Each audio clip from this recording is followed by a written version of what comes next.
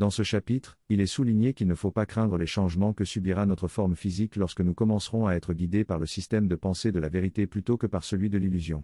Il est précisé que tout ce qui vient de l'amour sera conservé tandis que ce qui vient de la peur disparaîtra.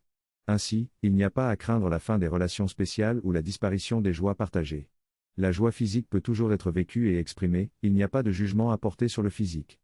La réalité physique a longtemps été associée aux tentations de l'expérience humaine, mais il est souligné que la cause de ces tentations réside dans le système de pensée de l'ego. Les actions nuisibles attribuées au corps sont en réalité le résultat de ces tentations. De plus, il est mentionné que l'union sexuelle ne doit pas être crainte, car elle peut être une expression d'amour.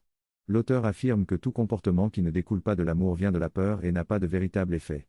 Il est donc temps de se libérer de ces illusions et de cesser de tenir le corps pour responsable des tentations de l'expérience humaine.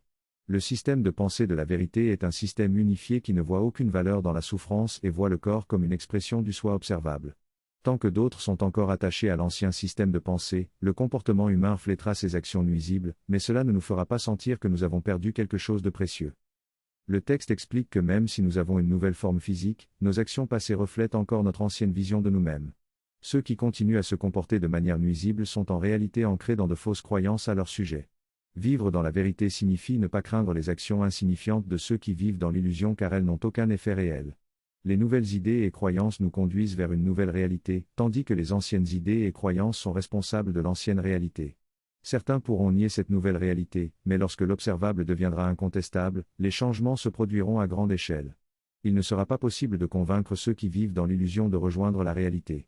Notre rôle n'est pas de les évangéliser, mais simplement de choisir entre vivre dans la vérité ou dans l'illusion.